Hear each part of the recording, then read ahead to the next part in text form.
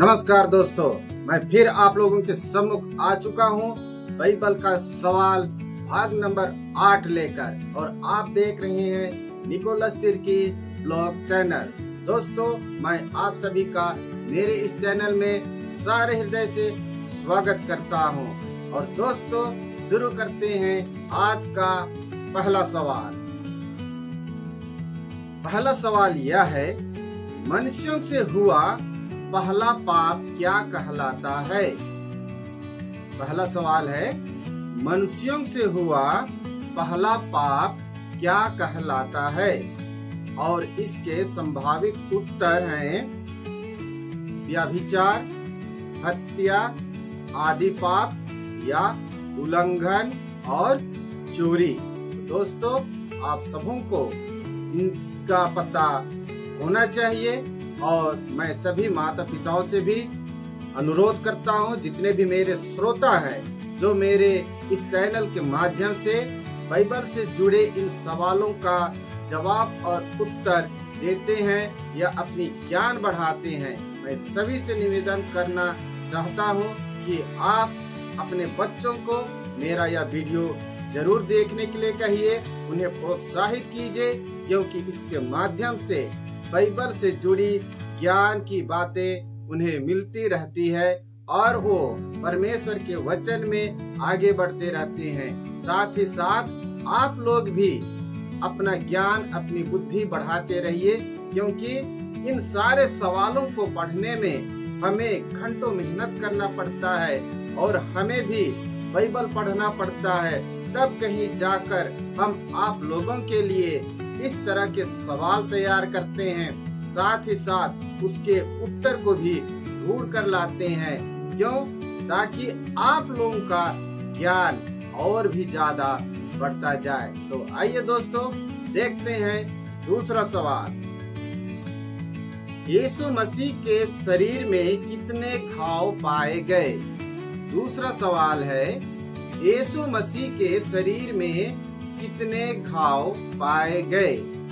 इनका संभावित उत्तर है 39 यानी कि 39, दूसरा है 40 यानी कि 40, और तीसरा है 5 घाव यानी कि 5, चौथा है 7 घाव यानी कि 7, और पांचवा है 50 घाव यानी कि 15। दोस्तों, इनका उत्तर आप जल्दी से जल्दी कमेंट करके मुझे बताइए। अब आता है तीसरा सवाल। तीसरा सवाल यह है, 153 बड़ी मछली शिष्यों के जाल में कब फंसी थी? तीसरा सवाल है, 153 बड़ी मछली शिष्यों के जाल में कब फंसी थी?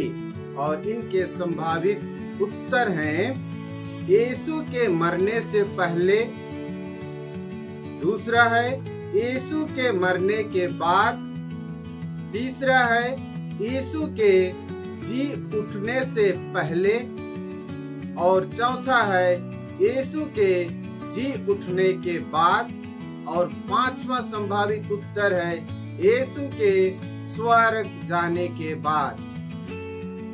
दोस्तों, आपके सम्मुख चौथा सवाल ये रहा, यूसुफ और दानियल में क्या समानताएं थी?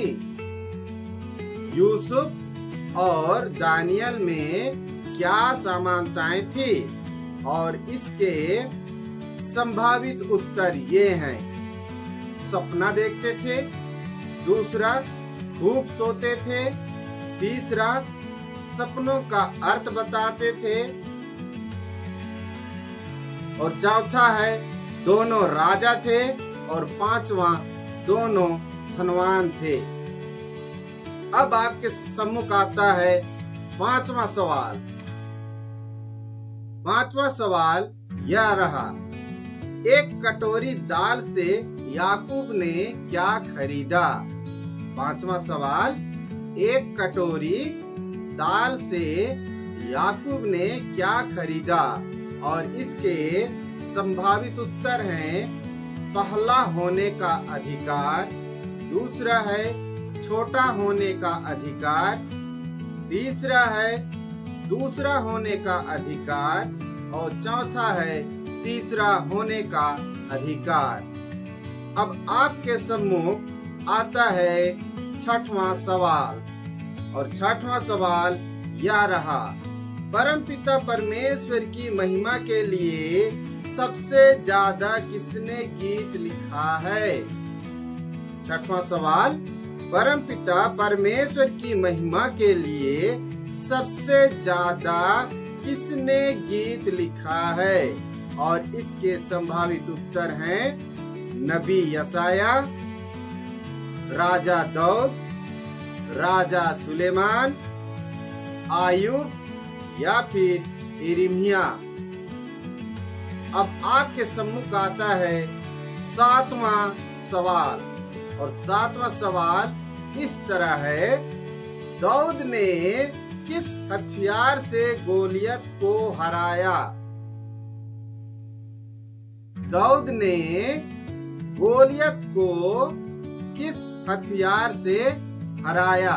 तो इसके संभावित उत्तर हैं ढाल और तलवार से, दूसरा है तीर धनुष से, तीसरा है भाला और कटार से, चौथा है तलवार और ढलवास से, और पांचवा है गोफान और आला से। प्यारे मसीह भाई और बहनों, उम्मीद करता हूं कि आप सबों को इस सवाल का उत्तर पहले से मालूम है। और दोस्तों, आपके सम्मुख आता है आठवां सवाल, और आठवां सवाल यह रहा, गेरेसा प्रांत में दुष्ट आत्मा से प्रभावित व्यक्ति ने यीशु से क्या कहा? आठवां सवाल, गेरेसा प्रांत में दुष्ट आत्मा से प्रभावित व्यक्ति ने यीशु से क्या कहा? और इसके संभावित उत्तर हैं, पहला, मुझे छोड़ दो, दूसरा, मुझे जाने दो, तीसरा, मुझे रहने दो, और चौथा, मैं बढ़िया हूँ, और पांचवा है, मुझे अपने साथ आने दे। दोस्तों, आपके सम्मुख नौवां सवाल यह रहा, और वह यह है, यरीहो का अंधा क्या चिल्ला रहा था? नौवां सवाल, यरीहो का अंधा क्या चिल्ला रहा था? और इसका संभावित उत्तर है, मुझे मत मारो, दूसरा, मुझे छोड़ दो, और तीसरा, दाऊद के पुत्र मुझ पर दया कर, और चौथा है, कोई मुझे बचा लो। अब आपके सम्मुख आता है 10वां सवाल, और 10वां सवाल यह है, कई वर्षों बाद पिता ईश्वर यीशु मसीह को संबोधित करते हुए मनुष्यों से कितनी बार बातें की? ध्यान से सुनिएगा। 10वां सवाल, कई वर्षों बाद पिता ईश्वर यीशु मसीह को संबोधित करते हुए मनुष्यों से कितनी बार बातें की? और इसके संभावित उत्तर हैं 5 बार, दूसरा है 2 बार, तीसरा है 4 बार, चौथा है 1 बार। आप लोग इसका उत्तर जानते हैं, इसलिए आप सभी इसका उत्तर तुरंत ही कमेंट करके मुझे बताइए। अब आप लोगों के सम्मुख आता है 11वां सवाल, और वह यह है, पूरे मानव जाति के लिए यीशु मसीह के आखिरी शब्द क्या थे? 11वां सवाल, पूरे मानव जाति के लिए यीशु मसीह के आखिरी शब्द क्या थे? और इसके संभावित उत्तर मैंने नहीं लिखा है, और आप लोग इसका उत्तर मुझे कमेंट करके अवश्य बताइए।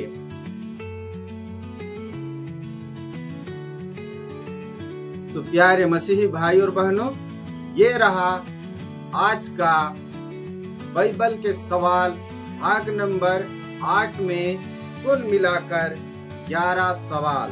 तो प्यारे मसीही भाई और बहनों, आप लोग इसी तरह से परमेश्वर के वचन को सवाल जवाब के माध्यम से भी सुनते रहिए और अपनी ज्ञान बढ़ाते रहिए।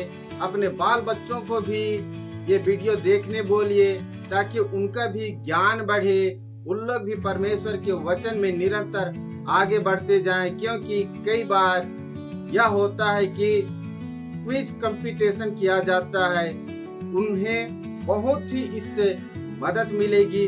क्योंकि यदि उन लोग स्कूल के जो 6-7 सब्जेक्ट हैं, विषय है, उसे पढ़ने में उन्हें बहुत समय लगता है, लेकिन वो अवश्य ही मोबाइल देखते हैं और मोबाइल में आप उन्हें यदि ये सारे कंटेंट दिखाएंगे, ये सारे वीडियो दिखाएंगे, तो उन्हें परमेश्वर के प्रति भी उनका रुझान बढ़ेगा और उनका जो बाइबल का ज्ञान है वो भी बढ़ता जाएगा। तो प्यारे मसीही भाई और बहनों, आप लोग से मैं और भी एक अनुरोध करना चाहता हूँ कि मेरे कंटेंट में बहुत ज्यादा व्यूअर्स तो नहीं आते हैं, लेकिन 20, 30, 40, 50, 60, 70 जितने भी व्यूज आते हैं, लेकिन आप में से कोई भी लाइक नहीं करता। प्यारे मसीह भाई और बहनों, आपके लाइक करने से मेरा लाइफ नहीं बदल जाएगा, लेकिन मुझे भी हौसला मिलता है, हिम्मत मिलता है, मुझे भी अच्छा लगता है कि हाँ, मैं परमेश्वर के वचन को लोगों तक पहुंचा पा रहा हूं। तो प्यारे दोस्तों, कंजूसी मत कीजिए और कम से कम लाइक अवश्य कीजिएगा। धन्यवाद।